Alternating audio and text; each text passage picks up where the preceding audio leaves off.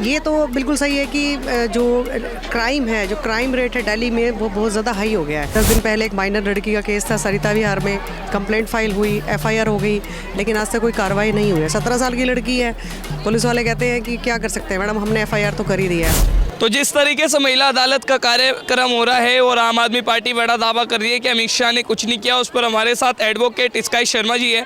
Ma'am, क्या कहना चाहेंगे, आज इतना बड़ा कार्यक्रम जो है आम आदमी पार्टी ने किया और अमित शाह पर केजरीवाल ने आरोप लगाया, साथ ही साथ ये भी कहा कि दिल्ली में बीजेपी के पास कोई धूला नहीं है, क्या कहना है? देखिए, दूल्हा नहीं है ये तो बात सच है, क्योंकि अभी तक उन्होंने कोई भी कैंडिडेट डिक्लेयर नहीं किया है। और महिला सुरक्षा और जो कानून व्यवस्था है वो तो कितनी पुअर है पता ही है। मैं एडवोकेट हूँ, अभी हमारा एक केस है, 10 दिन पहले एक माइनर लड़की का केस था सरिता विहार में, कंप्लेंट फाइल हुई, एफआईआर हो गई, लेकिन आज तक कोई कार्रवाई नहीं हुई है। 17 साल की लड़की है, पुलिस वाले कहते हैं कि क्या कर सकते हैं मैडम, हमने एफआईआर तो कर ही दिया है। इसी तरह काफ़ी सारे केसेस हैं, पोक्सो के केसेस हैं, डे बाय डे दिन में 4 से 5 जो है डेली अपराध होते हैं महिलाओं के साथ। रेप केसेस जो है, ईज टीविंग है वो अलग है, और मॉलेस्टेशन के केसेस हैं वो अलग हैं। इस तरह से कहाँ सुरक्षा है?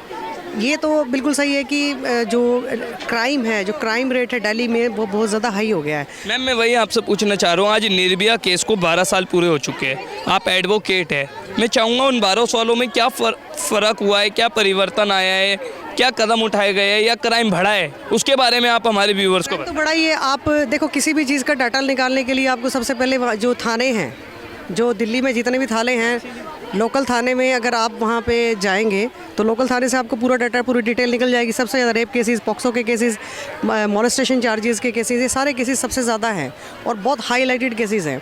लेकिन उनमें क्या हो रहा है, कहीं रुक थोड़ी रहा है, अपराध तो उतना ही हो रहे हैं।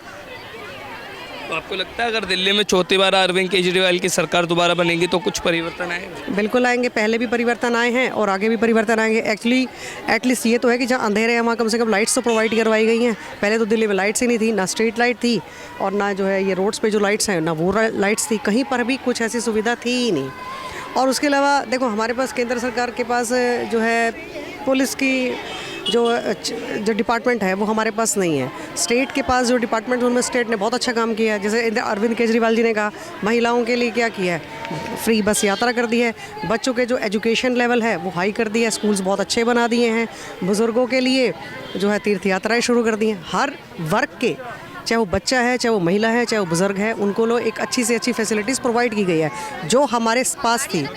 हमारे पास पुलिस का केंद्र सरकार के पास है, हमारे पास पुलिस डिपार्टमेंट नहीं है तो आप देख रहे हो। अभी आपको पता होगा एक नया केस है, अभी त्रिलोकपुरी में एक वकील साहब हैं, उनके जो है भतीजे का अभी फायरिंग हो गई और वहाँ पे उन्होंने उसको मार दिया गया। अब उसमें 3 दिन से वो लोग बैठे हुए अनशन में बैठे हुए हैं, कोई एफआईआर हो गई है, 2 एक्यूज्ड हैं वो पकड़े गए हैं, एक एब्सकॉन्ड है वो पकड़ा ही नहीं जा रहा है। तो ये सिस्टम है कि वकील भी सेफ़ नहीं है, सारे आम जो है पार्क में कोई बैठा हुआ है। ऐसे तमाम जो खतरे हैं वो इस समय दिल्ली में मंडरा रहे हैं और इसी को लेकर आज देखिए सर, ये तो फैक्ट है। हाँ जी, अगर हम लोग बाहर से भी किसी को बुलाते हैं जॉब करने के लिए तो सेफ़ तो नहीं है, ठीक है। हर कोई कहता है यार दिल्ली में क्राइम रेट बहुत ज़्यादा है। मैंने कहा है ना, आपको बोलने से उससे नहीं होगा। एक डाटा जो है आप कैसे एनालाइज़ करोगे, थानों से एनालाइज़ करोगे, आसपास के अपने माहौल से एनालाइज़ करोगे, वहाँ से आप डाटा निकाल के देखेंगे तो क्लियर है ये चीज़ कि क्राइम रेट। बहुत शुक्रिया, थैंक यू। आप देख रहे हैं सौगंध टीवी, सौगंध वतन की।